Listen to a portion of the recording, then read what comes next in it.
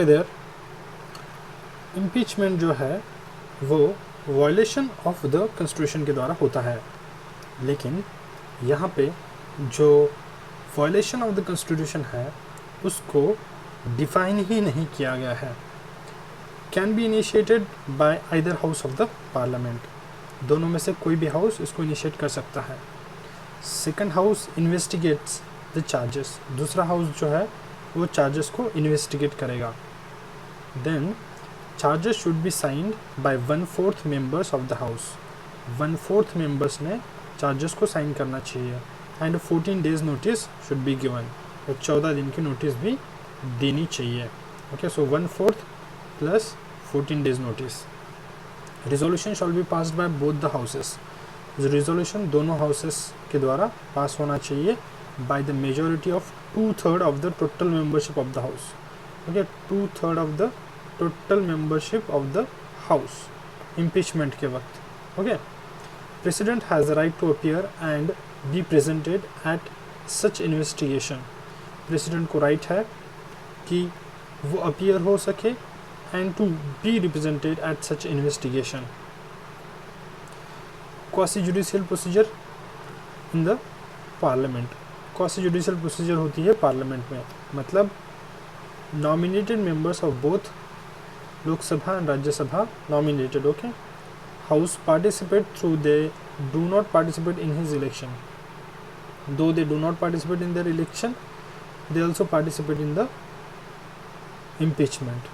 Elected members of the legislative assemblies of the state of Union Territory of Delhi and Puducherry do not participate though they participate in the election. So यहाँ पे एक चीज़ है, Delhi and Puducherry के जो members है okay वो अभी impeachment में टेक पार्ट नहीं करेंगे। ओके, बहुत इंपॉर्टेंट पॉइंट है। नाउ दूसरी जगह हम जब चलते हैं गवर्नर के ऊपर, तो constitution does not lay down any grounds upon which the governor may be removed by the president, कोई ग्राउंड यहाँ पे दिया ही नहीं गया हुआ है। ओके, तो ये बात है। सामने बढ़ते हैं, वैकेंसी की बात करता है only for the president. Okay, vacancy only for the president के बारे में लिखा हुआ है। तो सामने बढ़ते हैं, any of the following veg, like expire होता है उसका टेन्योर, वो रिजिग्नेशन करता है, removal by the impeachment, impeachment के द्वारा उसका रिमूवल होता है, डेथ होती है उसकी otherwise. Okay, so example disqualified to hold the office और इलेक्शन डिक्लेयर वॉइड, तो ये सारी चीज़ें जब होती है तो expiry of the tenure by resignation और रिमूवल बाय इम्पीचमेंट, डेथ और otherwise like disqualified to hold the office और election declared void. Election to fill the vacancy must be held before the expiration of the term, जो election है और उसको vacancy को fill करने के लिए इलेक्शन जो है वो एक्सपायरेशन ऑफ द टर्म के पहले ही होना चाहिए। Vice president does not get the opportunity to act as a president at this time. Okay, so office fall vacant by resignation, removal, death और otherwise.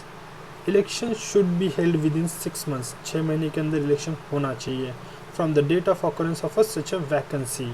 Okay, vice president act as a president until the new president is elected.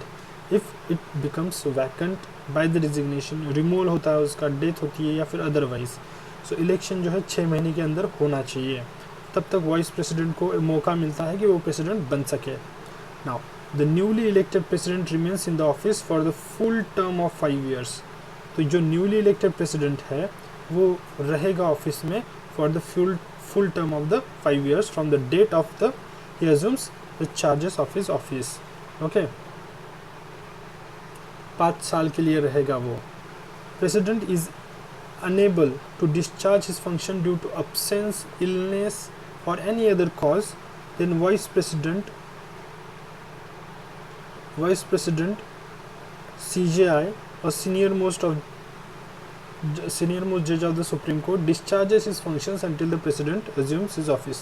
Okay, in absence of vice president CJI, in absence of CJI, senior most judge of the Supreme Court. Okay, veto power, absolute veto, withholding the assent to the bill passed by the legislature, withhold कर सकता है assent of the bill passed by the legislature. Second cheese qualified veto, overridden by the legislature with the higher majority. Simple है, USA का concept है कि पहले मान लो कि कुछ 30% मेजोरिटी के द्वारा वो बिल पास कर दिया गया था, लेकिन अभी आपको 30% प्लस की मेजोरिटी लगेगी उस बिल को दोबारा पास करने के लिए। So that is qualified veto. Suspensive veto की जब बात करते हैं, overridden by the legislature with ordinary majority and not for the money bill. Suspensive veto में क्या होता है, overridden by the legislature with ordinary majority, same majority के साथ में होता है, okay, and not for the money bill, और ये मनी बिल के लिए नहीं है, ओके, मनी बिल के लिए नहीं है। सिंपल सी बात है, समझ में आ रहा है? Yes. Absolute veto, withholding the assent of the bill passed by the legislature, qualified veto, override अगर किया जाता है with the higher majority, suspensive veto, ordinary majority के साथ ही दोबारा पास किया जाता है, not for the money bill, okay. And I think one एक होना चाहिए पॉकेट वीटो। पॉकेट वीटो में क्या होता है, taking no actions on the bill passed by the legislature, okay, taking no action on the bill passed by the legislature, not for the constitutional amendments, okay. 44th Constitutional Amendment Act 1978 made it obligatory for the President to give his assent to the Constitutional Amendment Bill, okay। 44th Constitutional Amendment Act जो थी, 44th Constitutional Amendment Act of 1978 के द्वारा ये बोला obligatory किया गया president को कि वो अपनी असेंट दे ही to the constitutional amendment bill, okay.